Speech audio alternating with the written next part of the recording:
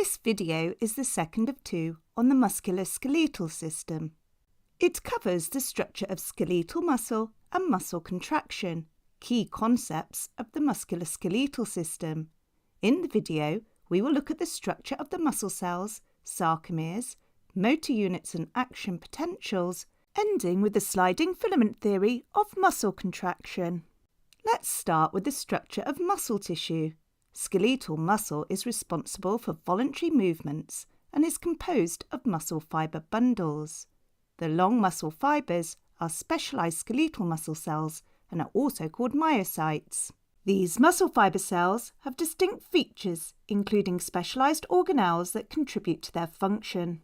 Within a muscle fibre, we find various organelles, including mitochondria to produce ATP for muscle contraction, the sarcolemma or cell membrane of the muscle fibre, along which the action potential passes.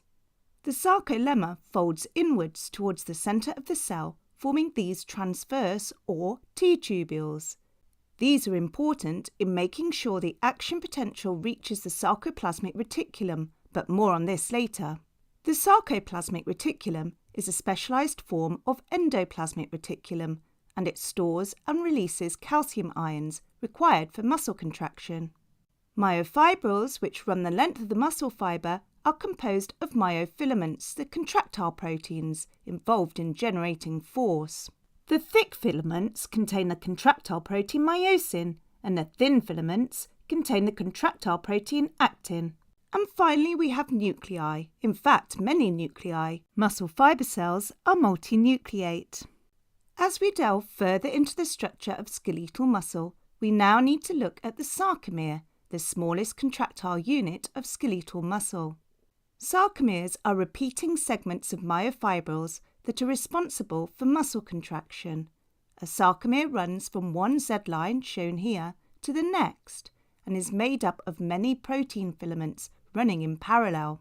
Some of the filaments are thick filaments, mainly made of myosin, and some are thin filaments containing actin.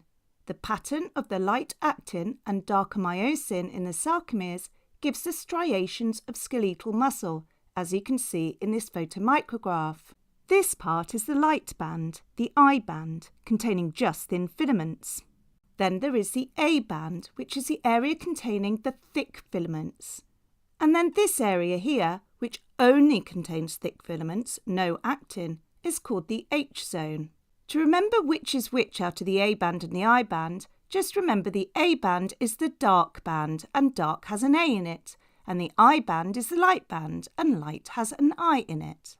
You can also remember that the Z line, the end of the sarcomere, is the same as Z at the end of the alphabet. And the H zone is in the middle, or halfway through, the thick filament, and half begins with H. Looking at this diagram here, you can see the thick filaments in the middle. Here you can see the myosin tail and its two protruding heads. This is the thin filament containing actin, but it also contains two more proteins called tropomyosin and troponin. These are very important in regulating the contraction of the muscle. Tropomyosin is a long thin molecule that wraps around the actin filament, covering the binding sites for the myosin heads on the actin filament, and troponin is a globular protein found at intervals along the tropomyosin. Additionally, we have an immense protein called titin, which has multiple folds and works like a spring, helping the sarcomere recoil after contraction and preventing overstretching. Now let's look at the process of muscle contraction. The initiation of muscle contraction is brought about by the stimulation from motor neurons. A single motor neuron and all the muscle fibres that it stimulates is known collectively as a motor unit, and this is the functional unit of skeletal muscle. All these muscle fibres in a motor unit will receive stimulation simultaneously and therefore contract at the same time. Motor neurons are connected to muscle fibres via neuromuscular junctions, which are a type of synapse and work in much the same way as synapses between two neurons do. When the action potential reaches the presynaptic knob of the motor neuron axon terminals, it causes a neurotransmitter to be released into the synaptic gap or cleft. The neurotransmitter diffuses across the synaptic gap and binds to receptors on the sarcolemma. This binding causes sodium ion channels to open in the sarcolemma, and sodium ions rush into the muscle fibre. The increase in the positive charge inside the muscle fibre's sarcoplasm brings about depolarization, generating a new action potential in the muscle fibre. Like in a neuron, the action potential passes along the cell membrane, here the sarcolemma, and it passes down the T-tubules. Remember, these fold into the muscle fibre. Because they fold inwards, the action potential passes very close to the sarcoplasmic reticulum, which is housing lots of calcium ions. The action potential passing down the T-tubules causes calcium ion channels to open in the sarcoplasmic reticulum, so calcium ions pass out of the sarcoplasmic reticulum into the sarcoplasm. So how does this release of calcium ions bring about muscle contraction? The most widely accepted theory of how this happens is called the sliding filament theory. This describes the sliding or movement of actin and myosin in relation to each other, bringing about contraction. The calcium ions that have been released into the sarcoplasm bind to troponin, which is attached to tropomyosin. This binding of calcium ions to troponin makes the troponin change its formation, lifting the tropomyosin out of the way of the myosin binding sites on the actin. This therefore allows the myosin heads to bind to the actin, forming cross bridges. The binding of the myosin head to the actin causes the release of inorganic phosphate from the head of the myosin and the change in angle of the myosin head, which you can see here.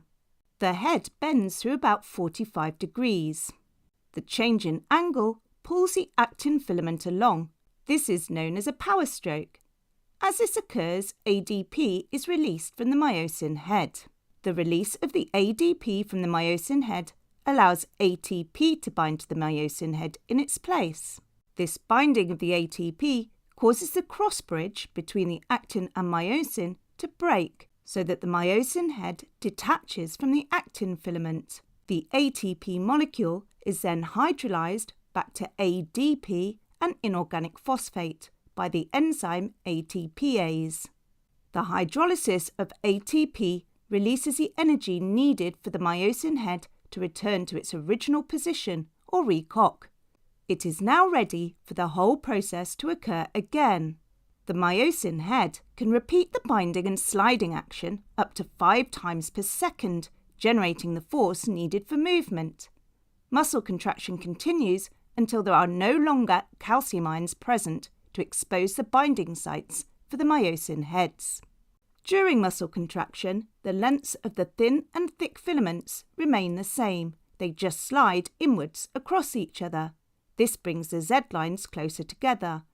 As a result, the I band and the H zone get narrower. However, seeming as the A band is the name for the region where the thick filaments are found, whether on their own or with the thin filaments, and the thick filaments do not physically change length, it means that the A band stays the same width. So, through the power stroke, we can see how, with the neural coordination of all the muscle fibres, this tiny movement can bring about the movement of the bones and overall motion of the body. So in this video, we have seen how a myofibril is composed of repeating contractile units called sarcomeres. Sarcomeres run from one Z line to the next. A bands are where thick filaments are found in the sarcomere. I bands are where only thin filaments are found. The close association of actin, tropomyosin and troponin helps control contraction. A motor neuron coordinates the contraction of the muscle fibres in its motor unit. An action potential brings about the release of calcium ions from the sarcoplasmic reticulum.